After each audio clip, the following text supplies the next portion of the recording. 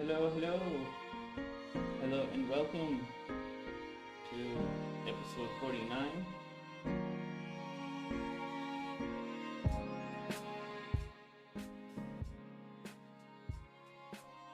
Just checking sound.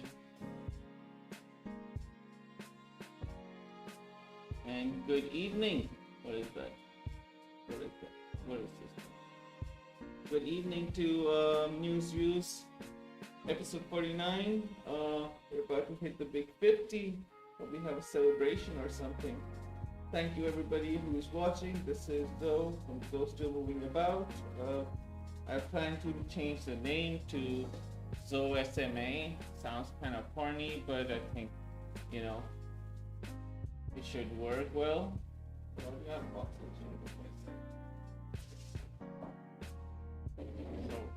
yeah. We have an interesting show today, coming from the homeland as well, and then we have a few old old TV shows that are creepy and cringy now, but they have something interesting going on way back, and I guess we'll see what that looks like. Also, I have, give me a second. I have some news like COVID mouthwash developed by Mahidol University in Bangkok. That's Thailand for you, if you didn't know that. And there are some other things happening. So let's get right to it, man. First off, there's a funny, well, it's not funny, I guess, but there is a certain news clip that my brother sent me that I want to show you guys. Let's see if I can just match it here. Wait, yeah. But I want to see if you guys can actually see this. Hear this. Put me up here. There's that. Let's see. Let me try playing it, and if you guys can hear it, give me a sec. That's right.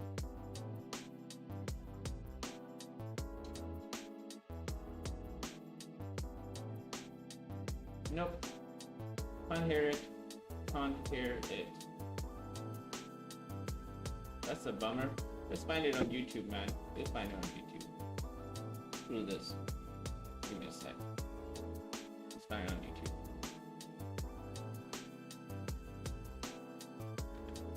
But yeah, it's a funny story about coming out from Pakistan, where people are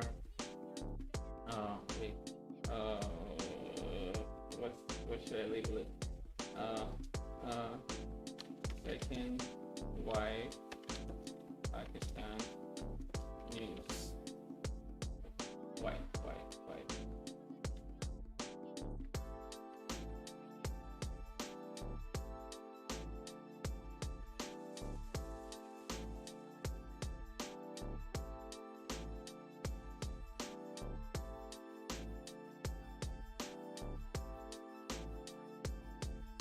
Can't seem to find it. So, okay, let me just tell you this, I guess, for now, and we'll see what we can, if we can find it later, or I can show it to you guys tomorrow.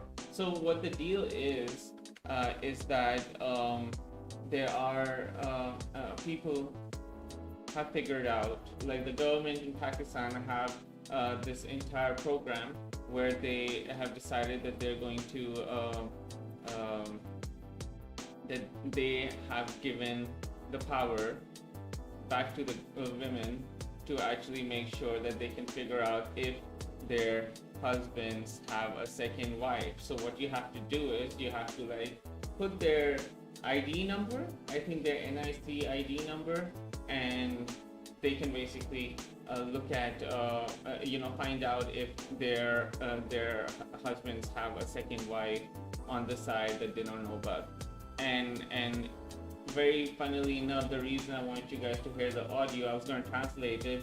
So the audio, basically every time there is a guy who's being interviewed about this. See, so these are the ID cards that they can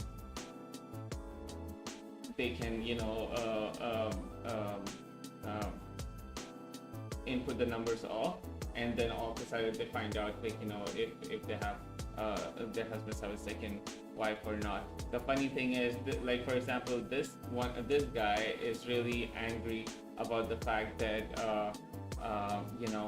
their wives are being given that power to find out, like, why does she need to know, basically. It's just the dumbest thing, because we call ourselves the Islamic Republic of Pakistan in Pakistan, and we don't act like that. It's really unfortunate, but that's just how it is. Can't really do much about it except just complain and talk about it on live streams like I'm doing right now. So yeah, that's the first one. Sorry that it's not working, that the video is not working.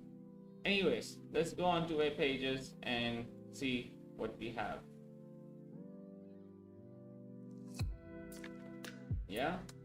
So the first news report is now the thing was, yesterday I didn't stream because I started feeling sick by the end of the day after work, and turns out I had a crazy stomach ache and I just couldn't do anything else. I stayed home after one meeting after work, and then I ended up sick. I didn't go to work today. I've been just lying down, and you don't need to know the details. So basically I missed yesterday. So this was a piece of news from yesterday. That COVID patients, they have escaped the Phuket, Prince of Songkhla University Phuket field hospital that they have created over there. They have set up over there. So there's that. They confirmed that that the PPHO chief learned of patients fleeing the field hospital only today after, that means yesterday, day before yesterday, yesterday, after one of the doctors providing care for the COVID-19 infected patients, they reported. We need to check how many patients have fled. So there's news on the horizon that those patients, that those people who ran away returned, and these were, by the way, so they were infected but they returned. So there's that. They found drugs as well before they came back, around this area. I guess those don't look old enough. I think that's just two patients were seen fleeing. I'm not sure if that's an accurate photo of the people fleeing. I'm just not sure. Anyways, how to keep fit while gyms are closed in Thailand. So ASEAN Now, which was called Thai Visa previously, they have set up this kit for home gyms. They have teamed up with Muscle Factory gyms in Thailand to offer training kits that are good enough for even the fittest and strongest people, as these cables have up to 200 kg in resistance. They are high quality durable kits, ideal for all levels. They allow for stretching to resistance training. So basically for resistance training, it is 2300, which is, I'm not sure if it's worth it. But yeah, so that's happening. Let's see what this is. I need to be able to train at home. But the problem is, usually the home workout stuff is not really effective. My condo's not big enough, so I need something compact. Well, guys, do I have the solution for you? This is pretty cheesy, isn't it? Maybe I shouldn't complain. So here at the Muscle Factory, we recognise during the lockdown, or even if you're flying into countries where you have to do the quarantine, the biggest problem is, how are you going to continue to do the exercises? A lot of hotels will not allow you to use dumbbells, or you don't even have any. I don't want to say crack any jokes. Those guys look like they could beat the crap out of me. But yeah, I guess it's a good initiative at least. It would have been nice if the initiative was like last year maybe. But hey, never too late, yeah?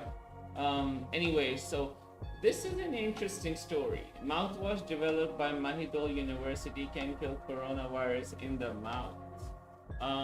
When I saw this, I was like, oh my god, I have to cover this because it sounds a bit off but let's read about it. Assistant Professor blah blah blah, said today, Monday, so he's a dentist, that the mouthwash is an extension of one produced from natural extracts from Thai rice used in the treatments of mouth ulcers. Adding is now in the process of applying to the Department of Intellectual Property Rights for a patent. He assured the public that the mouthwash is safe, has no side effects on oral tissue, and will help reduce the risk of infections.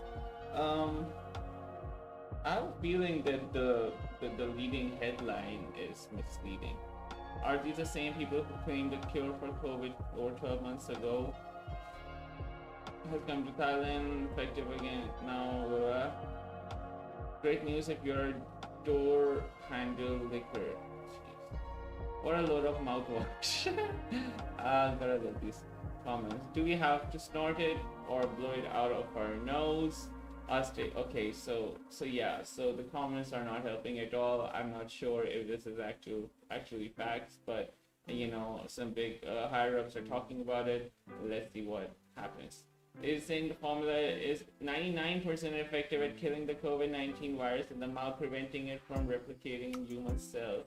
They haven't done much, but let's read the full story from Thai PBS World. They probably have more details, I hope. The mouthwash has undergone lab-controlled human trials among patients in the dental hospital, claiming that it is 99% effective in preventing the spread by breaking down the fatty layer of the virus, thus deactivating it. For instance, if there are 100,000 viruses in the mouth, this innovation can reduce the virus load to just 41. So 100 will kill 990. It'll kill 990.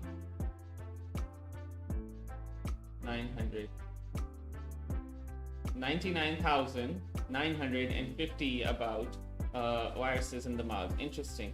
Research team is led by blah blah, head of virology and immunology department blah blah of at the Mahidol University. So cool. Good luck with that. I hope that there is some truth to it. Let's see what it all comes down to. Anyways, so yeah, today's a shorter show because I'm kind of feeling sick. But I saw this post yesterday. It's by Barry Mulligan, and let's read it. I've just read a couple of lines, so I would like to read it with you guys. My name is Shahar. I'm 18 years old, and I live in Kfar Yona, Israel. In 2 days, I'm going to arrive at the Israeli military enlistment center, where I will declare my refusal to be conscripted. I will probably be sent to jail shortly after that. So as we all know, that Israeli teens that actually have to serve in the military, a lot of people do. Yeah, if you don't, then there is always trouble. Exactly 6 years ago, in the summer between my 8th and 9th grade, I attended a summer camp for Israeli and Palestinian youth. There I met Palestinian boys and girls, kids like me, for the first time. They became my friends. I have attended the summer camp every year since. Today, 6 years later, I refuse to hurt the people that I met that summer and every summer since. I refuse to hurt their families or the millions of Palestinians living in the West Bank and Gaza. During the last 6 years, I could choose every day what I want to do and how I want to live. I could go to school and attend my youth group safely, and I slept well at night. I could move freely, and I had a shelter during the war bombings. I could speak out my mind, attend demonstrations without being arrested, initiate activism groups, and pass easily through checkpoints in the West Bank.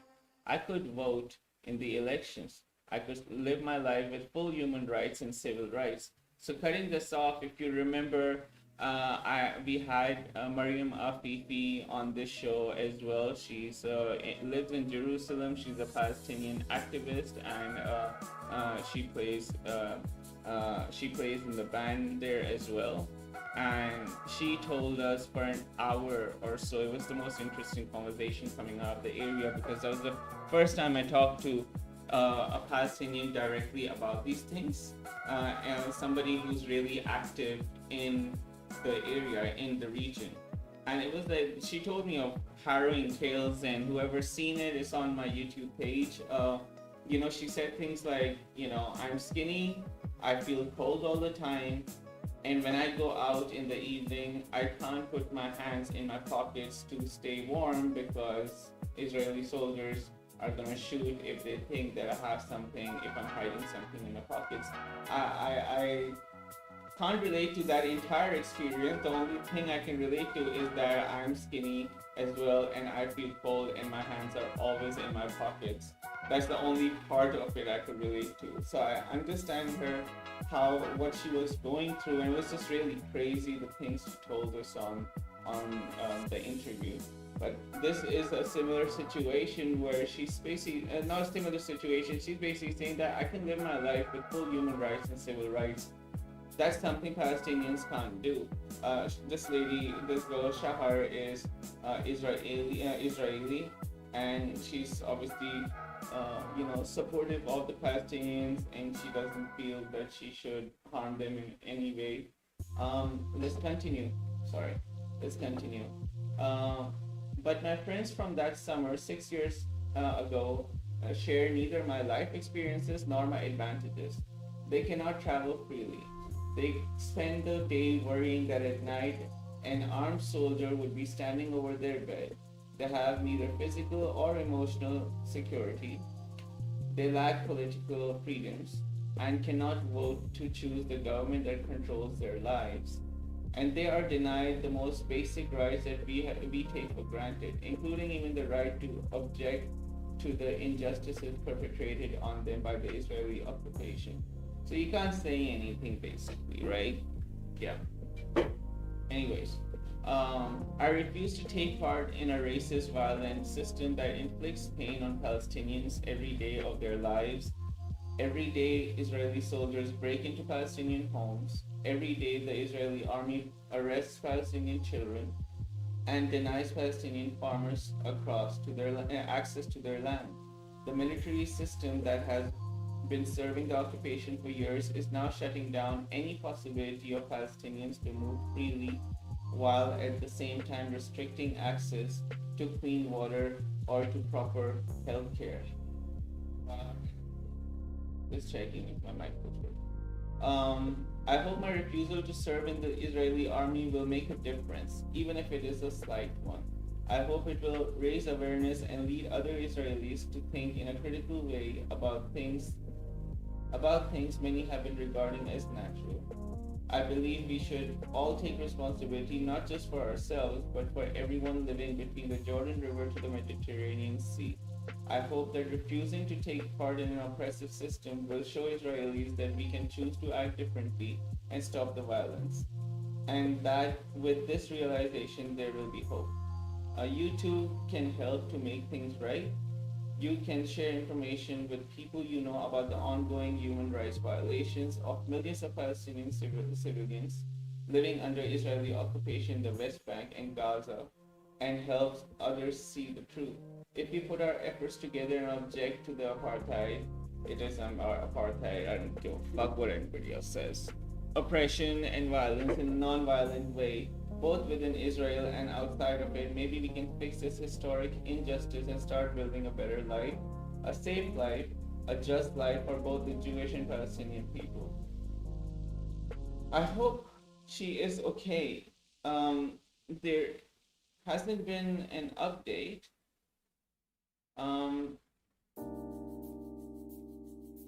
But obviously, we see certain comments, they're good, you're wonderful, brave, and caring. If you open TikTok and search Israeli army or Israeli or something, and you'll see all these girls, for example, and she is such a contrast to those girls who are basically proudly saying, yeah, we shoot people, we kill people. And then they lie on TikTok and miscommunicate what exactly is happening. It's pretty disgusting, to be honest. Let's see if there are any negative comments. I hope not. Not for now. There should be more comments on this, by the way. I don't know why it's opening like this. But yeah. Refuser updates. Okay, so this is a website. Support the refusers, Iran and Shahar. Okay, so yesterday they arrived and declared their refusal. Each received a sentence of 10 days in military prison. This is Shahar's first imprisonment and Iran's fourth time in jail. These two. Okay, this is a very interesting website, man.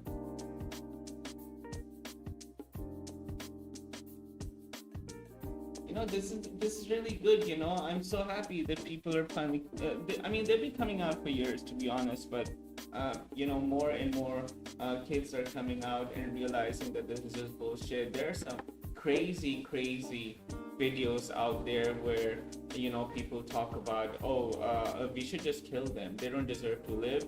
Send them away. And they don't give a shit. Send them where? They just keep on saying, send them away, send them away. It just keeps on going on and on. I'm curious if Shahar would like to actually have a chat with us. That would be really interesting. I'll send in a message or try to get my contacts to see if they can hook me up and we can have her on the show. I think that would be really cool. It'll be an absolute honor as well. Now I feel stupid going on to the next topic, because I just wanted like a more chill stream than, you know, other days. And we just talked about Israelis and Palestinians, and now I'm watching a few documentaries. But yeah, that's about it. In terms of the news section, if anything comes up, I'll let you guys know. I do have some personal news though. Check this out. So a friend of mine told me this, get this light. It's called the ring light. And he said that, you know, it will make things a lot better. Let's see. Does it make things a lot better? Let's keep it up. Let's make this big. Yeah. This on. And that's right. But how does it look? Where do I put it? Okay, if I put it here, it's not better. I don't know. So this has like 3 settings. It was like 28 baht, but 55 baht after. It's brighter, man. Like really crazy bright. It's cool. But... so you can clip this on your monitor and stuff like that. It doesn't make me look good, man. Come on.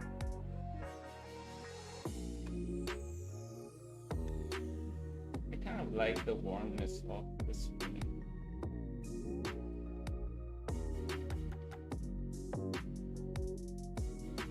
I don't know.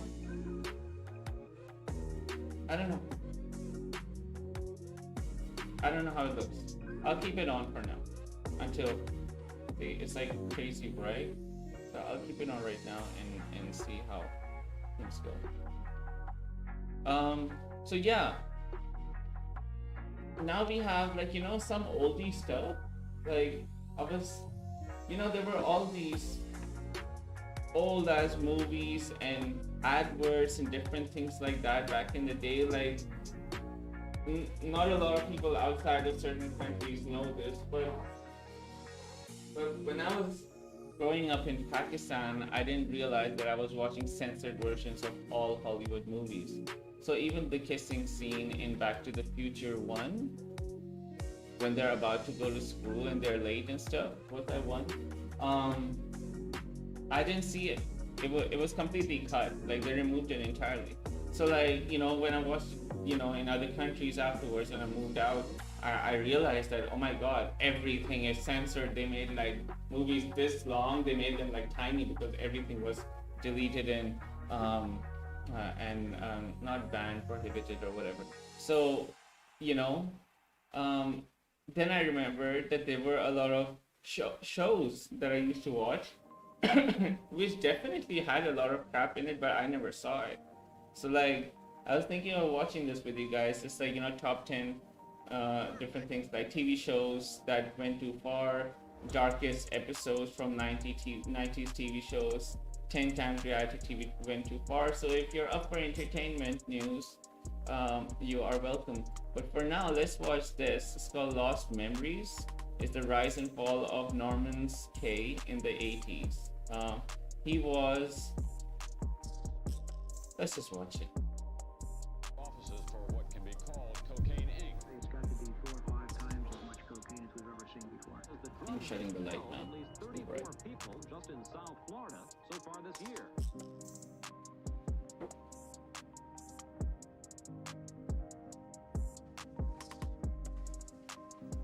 Drugs are menacing our society.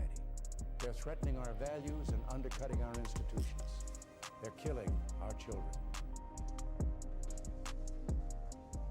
Last year alone, over 10,000 drug criminals were convicted, and nearly $250 million of their assets were seized by the DEA, the Drug Enforcement Administration.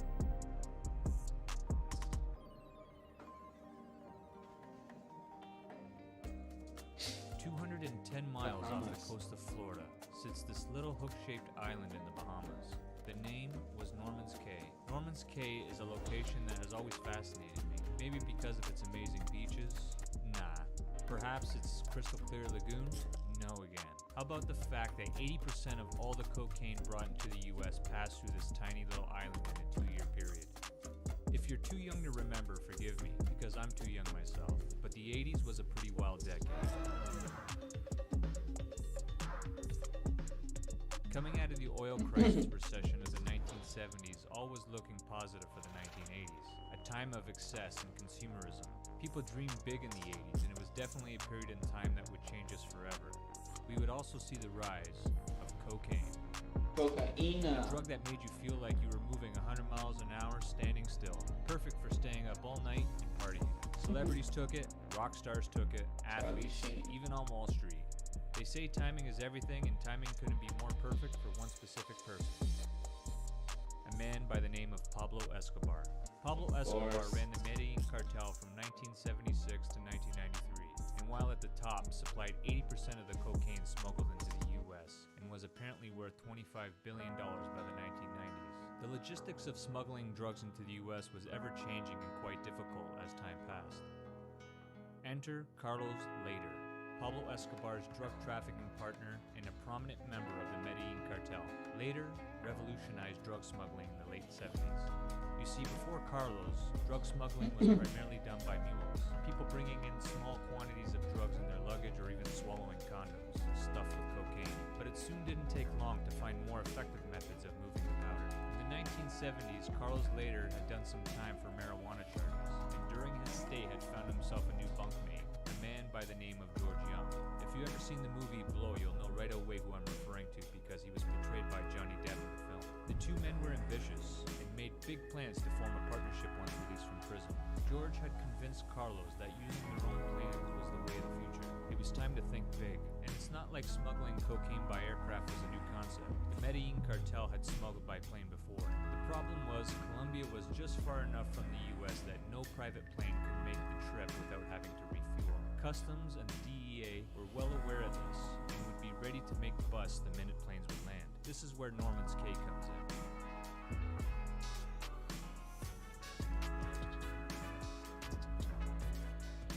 Isolated in the exhumus island chain of the Bahamas, Carlos's plan essentially would be to take over the island, build a launching pad, and use it as a hub in which planes could refuel before entering the US.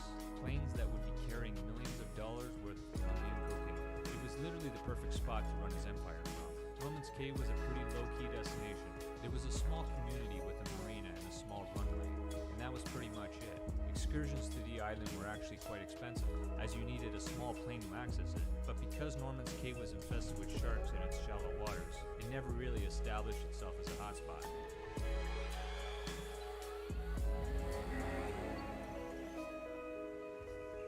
When Later landed on the island in 1978, he had actually introduced himself as Joe later, not Carlos, and had told the handful of residents on the island that he was a potential island developer. A very strategic approach from the usual hostile takeovers you would expect from people in this line of work, I guess. He had also purchased a beautiful beachfront estate that he called telling them that he's gonna bring in money. today, I believe. That Well, works. a shell of it, I guess. After settling in on the island, Carlos would soon set his plan in motion. He would begin paying the Bohemian government to turn a blind eye to his drug smuggling activities. At this time, the Bahamas had a reputation of being very corrupt. In fact, the Prime Minister was known to have visited the island several times while Carlos was there, so this was perfect for later. With the Bohemian government in his back pocket, he essentially had full control over Norman's Cay and became a presence on the island. Sorry, give me a sec. Trying to figure out lighting stuff.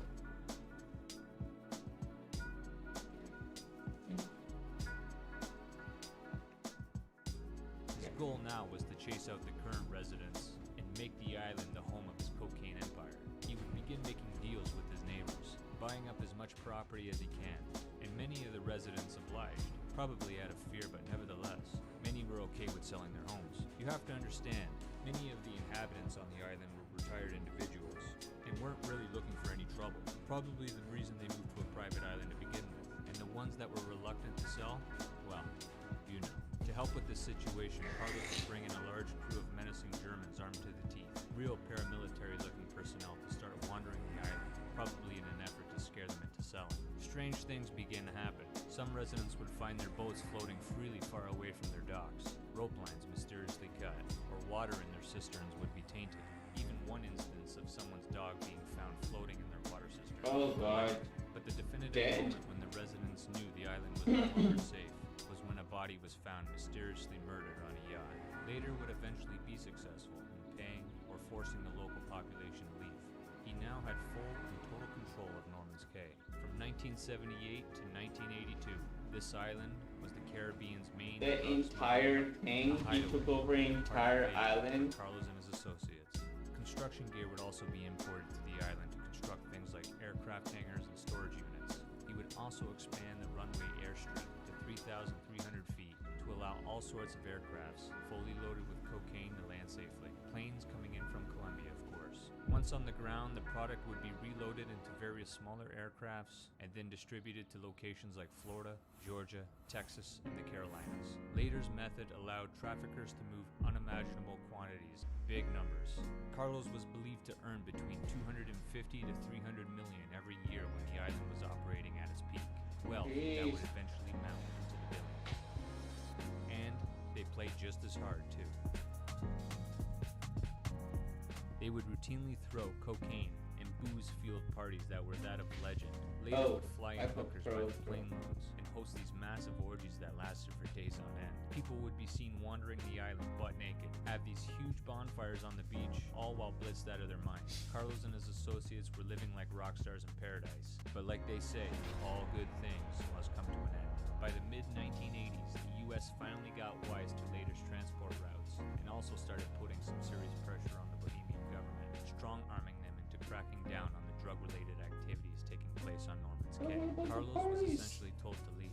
Between that and the pressure on the Medellin cartel at the time, Carlos Later's partners may have been the ones to pull the plug on Norman's Cay. Sort of a mystery. Authorities would eventually raid the island right around this time, but Carlos would be long gone, of course, leaving Norman's Cay virtually destroyed. His house he called the Volcano was found burned, along with other homes on the island. Bullet shells scattered all over the place, and crashed planes. This is actually one of the reasons I would love to visit. There are dozens of videos on YouTube of people exploring the island and its remains. And I hope scattered all over the place and crashed planes. This is actually one of the reasons I would love to visit Norman's Cay. There are dozens of videos on YouTube of people exploring the island and its remains, and I hope to do the same sometime soon, perhaps after this crazy pandemic. And remember how I had mentioned Later intimidating and pretty much forcing people to leave the island during his rise to power? Well, there was one individual by the name of Richard Novak who stayed defiant against Carlos Later and refused to leave. He was a marine biologist studying the waters and also the sharks around Norman's Cay. In the beginning, Carlos and Richard were actually close, but as the cocaine operations grew on the island, it was clear to Novak that something wasn't right, and with no help from the authorities, Richard E. Novak would take matters into his own hands. If you guys want to know more about this story, I would recommend reading the book Turning the Tide, One Man Against the Medellin Cartel. A great read. It's just another moment in time. Anyways, guys, thanks again for watching this video of Lost Memories. And if you guys have any certain videos you would like to see, leave it in the comments below. And as always, don't forget to subscribe to my channel and hit that notification bell so you don't miss any content. Thanks, peeps. Thank you, Lost Memories Films, for setting this up. That was a nice little video. Of course, I clicked it because it said Fall of Forgy Island. That was just a few, maybe 1 minute of it, but it's okay. It's okay. But people love this guy, by the way. They love this dude. Like, badass video, dude. This video is accurate and spot on. Video was so interesting and well done that you should do part 2 of this and go more in depth. Yeah, he wants to go there physically first as well. So he's saying after the pandemic he's gonna go. That'd be nice. Follow you guy, man. Thank you so much, Andrew Gaidula. So now we are on to the weird acts of the past. You guys interested? Let's watch it, man. Oh, this, I guess I should give credits. Like, this is a rerun zone. Yeah, let's watch it. Yeah, buddy, Winston tastes good, like a cigarette should.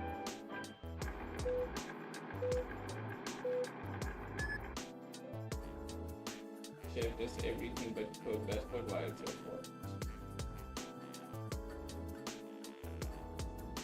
Oh, that's the chef, by the way. More doctors smoke camels than others. Any other cigarette. Your T-zone will tell you. T for taste, T for throat.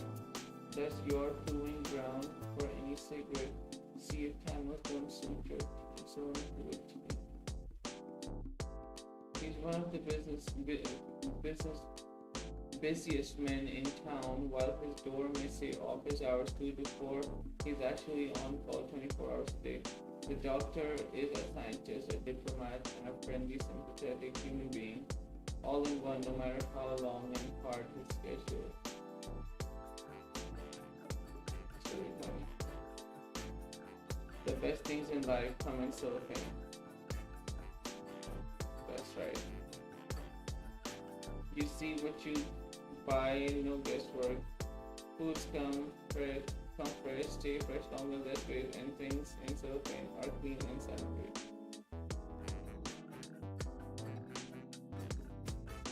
Heroin. Heroin. Can't believe this was over-the-counter medicine. This flat tire needs a man, but when there's no man around.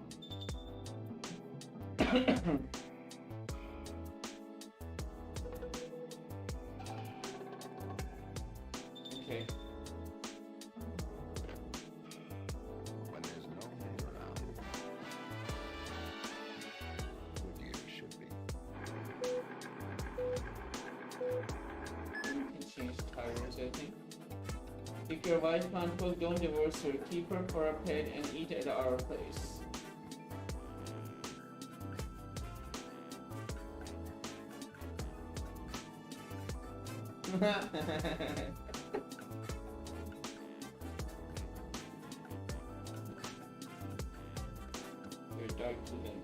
You're darn tootin' my dad's. Oh, probably. See, Dad, you always get the best of everything in Marvel. Yes, you need never feel or smoke that miracle moment. Why are babies talking about this?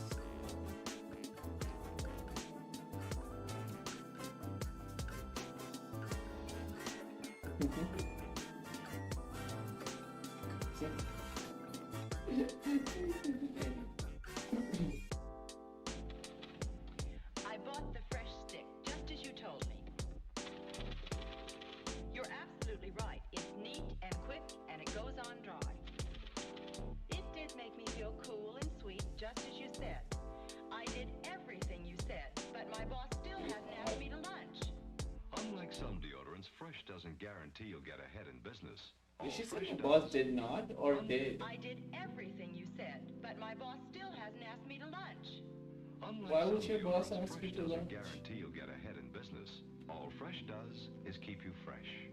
When you think of it, that's quite a lot. Why does she want to go on lunch with her boss? Oh God. A woman can open it? That's the good product right there.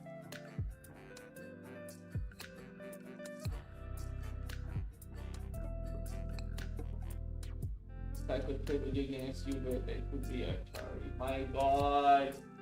He's blind. He does look like Outcast, by the way. Check this out. Right? Outcast. That's him, isn't he? Look at that. No, not this picture. Maybe this picture? He looks like Outcast, doesn't he?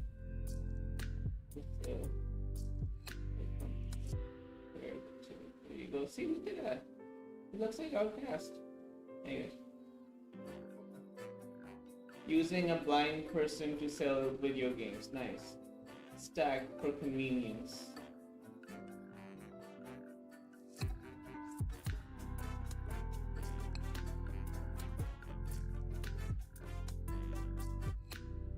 Learn to train your wife in 5 easy lessons. Free booklet shows you how. Teach her to fetch your slippers and pipe, massage your feet. Can you see this? Serve you ice cold beer and snacks. Sit quietly while you browse your favorite television stations. Respond to non-verbal cues such as snapping of fingers. Hey! Bring me that beer! Answer yes dear to any and all requests. Greet you at the door wearing nothing but cellophane wrap. Oh my God. What is that? New scientific something works in the most difficult cases.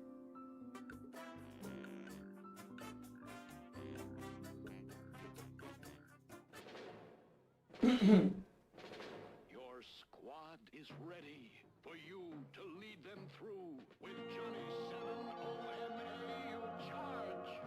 Fire grenade. Bullseye for Johnny 7. Watch out, tank. Fire anti-armor shell. Fire anti-tank rocket. Johnny 7's got him on the run.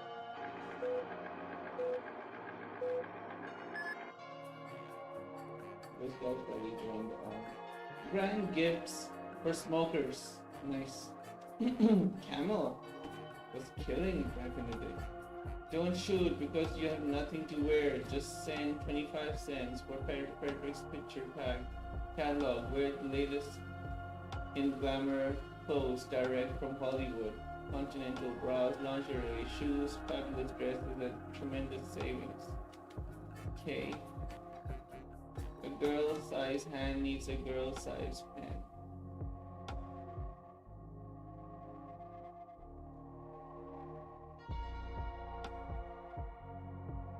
It writes as long as our man-sized daughter. Parker did this? Wow, they come a long way. We have a long video. Gonna try to brush past some. Go up to a girl and whisper yo ho ho. Sorry. Like me, you too. Then you must sing the Bandido song. Ay, ay, ay, ay, I'll stop you. Ay, ay.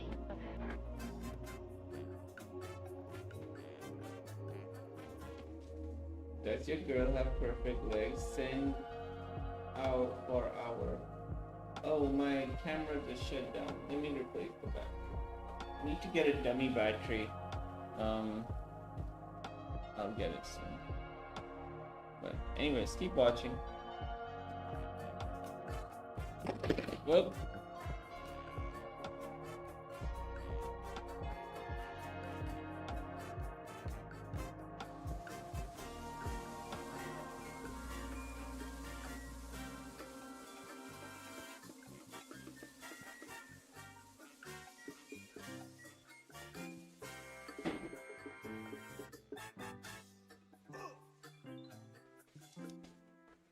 Sorry, is my camera looking funny? Yes, it is. Deactivate. Activate. Activate. Activate.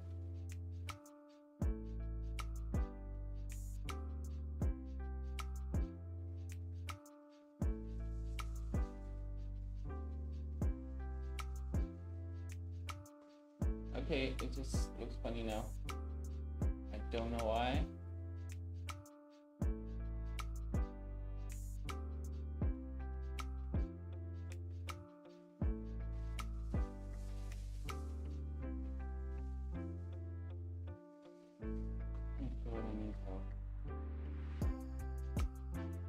Sorry for whoever's watching. Give me a second. I need to fix this.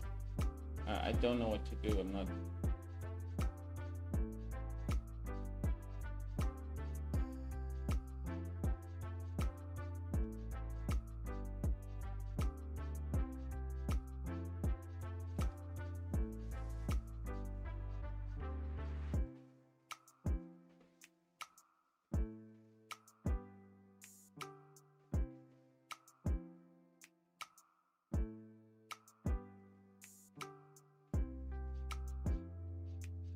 There you go. It's working. It's working now. This light is crap, by the way. Do not buy it. There's a reason it was for 28 bucks.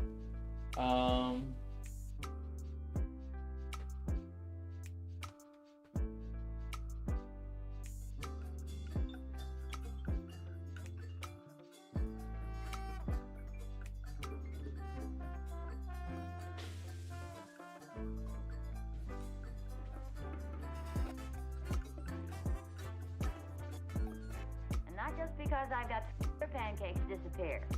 Around our house is plenty packed. And not just because I've got 3 man-sized pancake eaters. It's because I have 2 new ideas. New Aunt Jemima Deluxe Buttermilk Mix and this handy shaker. Here's a combination that'll turn out the best pancakes you've ever served. New Aunt Jemima Deluxe Buttermilk Mix has the buttermilk right in it and the directions for shaker pancakes right on the box. You'll pour the smoothest batter ever and bake the roundest, fluffiest pancakes you've ever made. Aunt Jemima is awesome. She may look clean, but what the hell are these ads? Why doesn't your mama wash you with fairy soap? Oh.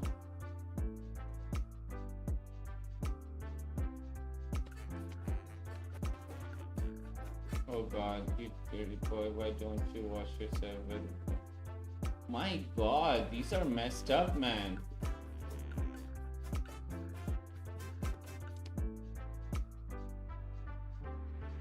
Pure soap for improving the complexion.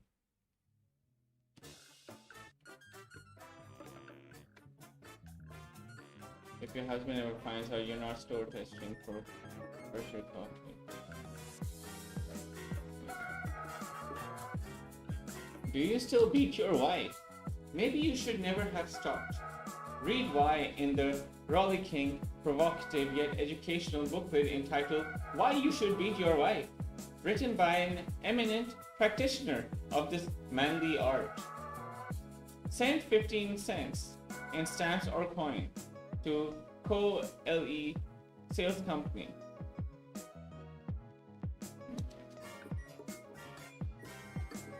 For fun of it, Jello tonight. Back to present small Chinese type baby waiting for dessert. Chinese mother bling baby Jello, famous Western delicacy. Poor Chinese baby. He unable to tell if this Jello is strawberry, raspberry, jelly, orange, lemon, lime, apple, black raspberry, black cherry, or grape. Jello comes in. Am I gonna get canceled? Or But Chinese mother bling baby, great Western invention. Spoon. or banned? Have some fun. Beat your wife tonight. Okay, pop. No. Done. I'm done. I'm done with this shit. What's wrong with these people? Or what was wrong with these people?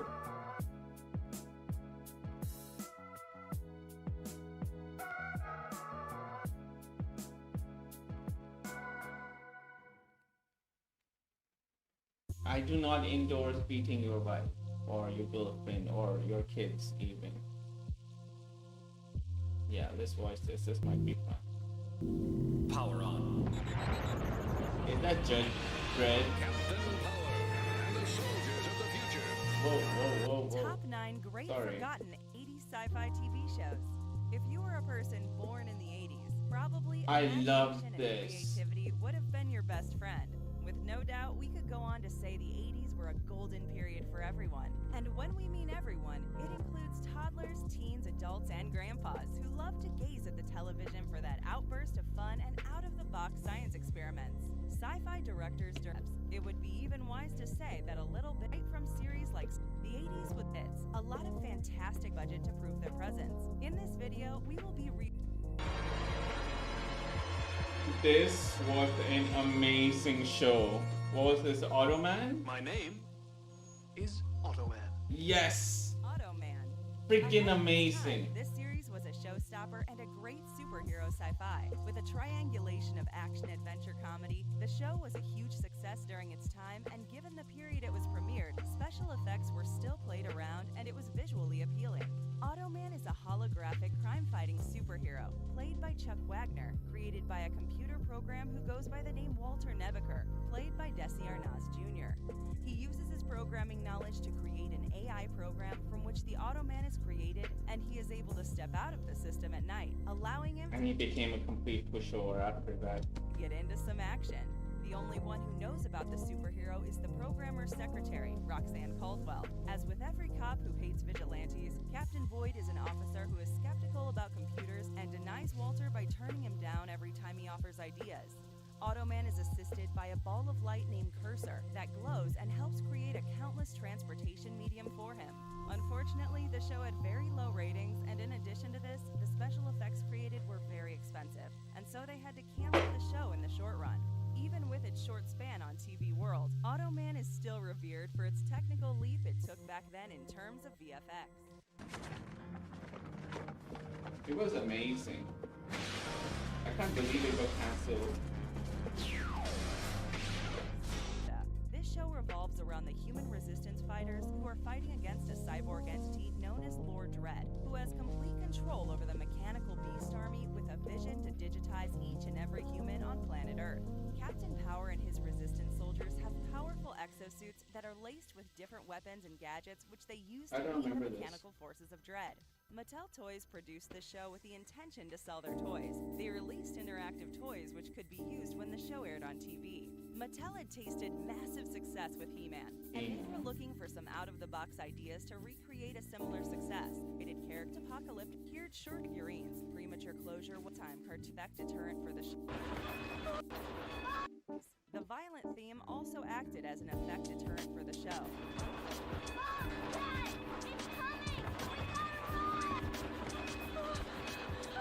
I wouldn't stand there if I were you. Amazing stories. From the prized collection of works by renowned cinematic genius Steven Spielberg, we got amazing stories. This show is a nostalgic anthology for many of those who wish to relive the 80s. It was so good that Adam Horowitz and Edward Kitsis have launched a reboot of Amazing Stories under the same name for Apple TV. Having a blend of various genres from comedy, drama, and horror all compiled into one masterpiece, Amazing Stories is a collection of fantastical and fantasizing tales with sci-fi being the backbone of every episode. Back in the day, it was a charm to watch popular actors from the big screen on television, and this show made it possible for many stars like Mark Hamill, John Lithgow, Kevin Costner, Kiefer Sutherland, Dom DeLuise, and many more great actors like them to appear and showcase their performances on the sets by musical artists. To make a record. Rats on a budget. A dessert. Max Headroom. If there was ever a show that fit the bill for the visualization, government only thought for gains outside of the system to bring down this in the 80s. Max Headroom's show is stated in the 80s.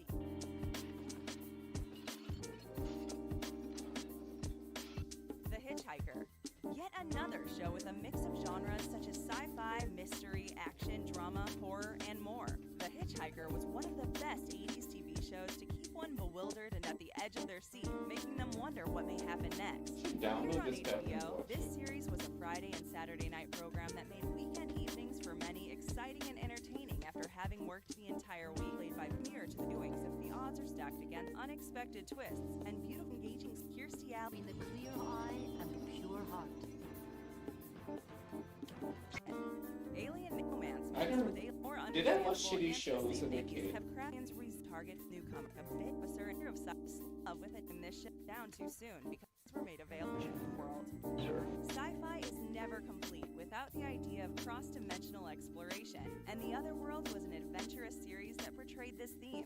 There are a lot of people who don't even know this show exists at all because it ran for a very short time. I The show remember a revolves around a game. group of family members called the Sterling family, comprising of husband and wife Hal and June, along with their kids Trace, Gina, and Smith, going on a tour to Egypt. While embarking one of the 7 wonders of the world, the pyramids, they accidentally fall into another dimension called the Fell, which is completely different from Earth and packs a lot of different civilizations that are divided by prohibited zones. All of these provinces are controlled by a central location known as Imar, which is said to have the path back to Earth. That's The kinda Sterling cool. family now adventures towards this location to reach their homeworld. With surreal elements of sound and cinematography, the show went on for about 8 episodes and was abruptly halted with its last episode titled Princess Metra. The creator of the show, Roderick Taylor, had mentioned previously that the network promised him 13 episodes for the first season, but because of the amateurish promotion strategy and bad time slot, the show was canceled without a proper resolution. If it was released about 5 years later, it would have been a massive hit. The viewers of the 80s just couldn't appreciate its intricacies. It's her big break in TV land. Creators of the show and evil as an asses and level TV out fun after it is out of Misfits of Snow Heroes in 2006. Okay, this was useless because I just knew one of those, but that's fine. Yeah, we've had enough of things getting cancelled after the whole, getting white babies to sell soap to black babies. Come on. It's ridiculous. Darkest episodes. Gratitude went too far. That. I think let's do the darkest episodes. And let's call it a night. If you don't remember anything dark happening in Full House, you're probably suppressing the horror of everything that could go wrong in the terrifying world of 90s TV shows. Death, disease, and sci-fi satanic visits were the least of your worries in 1990s primetime. In each episode of Quantum Leap, Dr. Sam Beckett jumped into a different person's body at different points in history. Striving to put right what once went wrong. Once the historical catastrophe was averted, he'd leap to someone else, say his famous "oh boy" catchphrase, and begin the next adventure. Oh boy!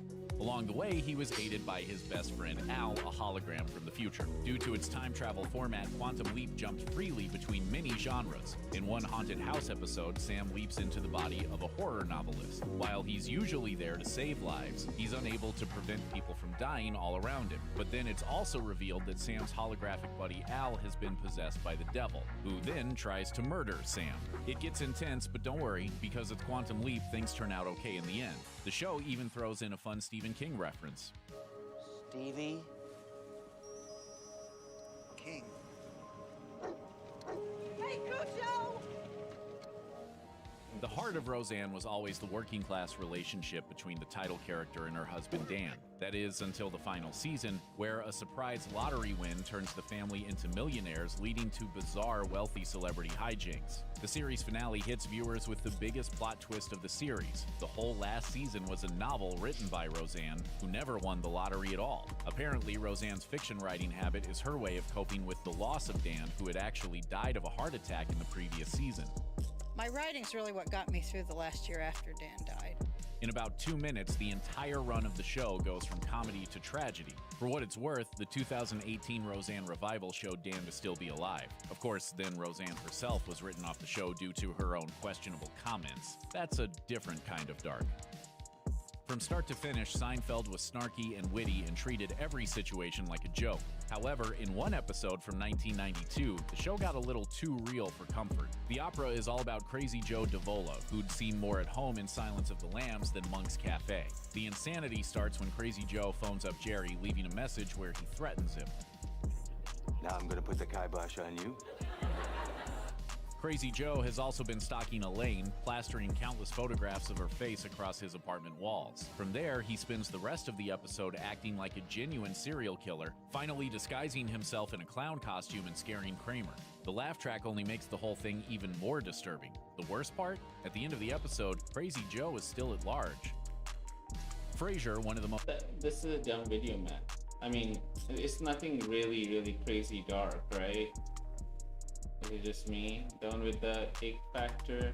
It was a pretty weird show during its first season. For example, Ross had a pet monkey, which is not a normal thing people did in the go-go 90s. Also, there's that episode where Monica deflowers a minor. At least producers knew they were getting weird. They titled it The One with the Ick Factor, after all. Monica, years from finding true love with Chandler, dates a younger guy named Ethan. He's a senior in what Monica thinks is college, and so she Full House. The 1990 Full House episode Shape Up nobly demonstrates eating disorder warning signs to parents of teens and tweens, framed around DJ Tanner's invitation to her best friend Kimmy Gibbler's pool party.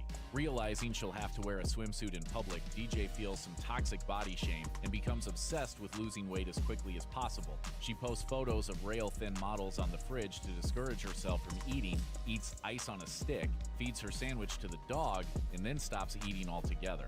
The family realizes she has a serious problem when she collapses after working out too hard on a treadmill. Rather than seek treatment for DJ's eating disorder, Dad Danny Tanner talks to her. How a person looks on the outside isn't nearly as important as who they are on the inside. Because things had to wrap up in 30 minutes, she's immediately cured and announces her intention to attend the pool party and just have fun. Problem solved?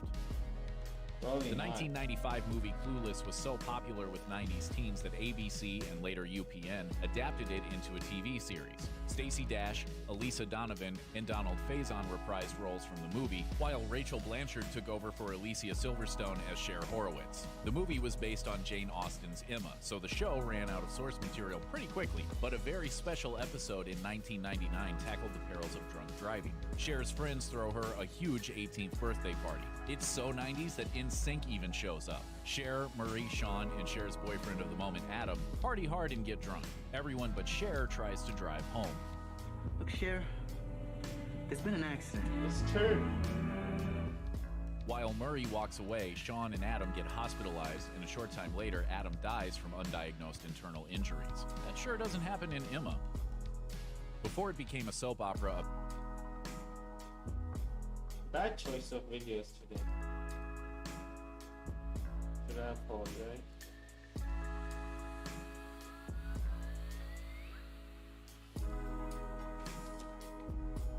Regardless,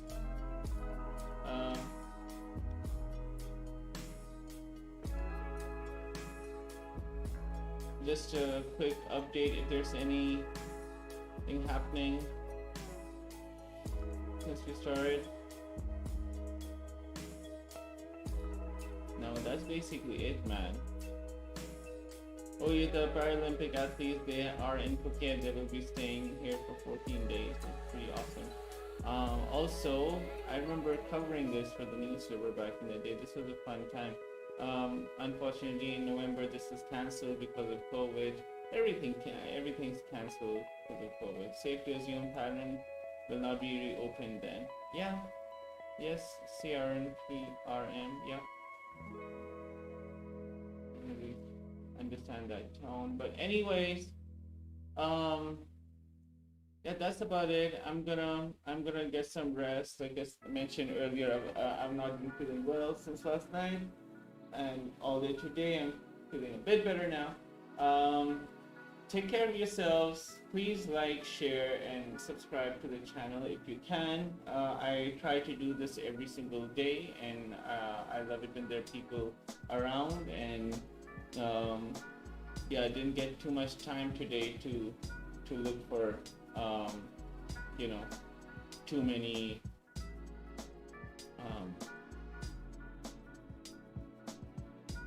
stories, but this always tomorrow.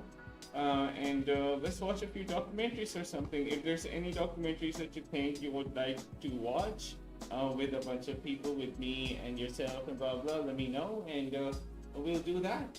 Until then, thank you for watching.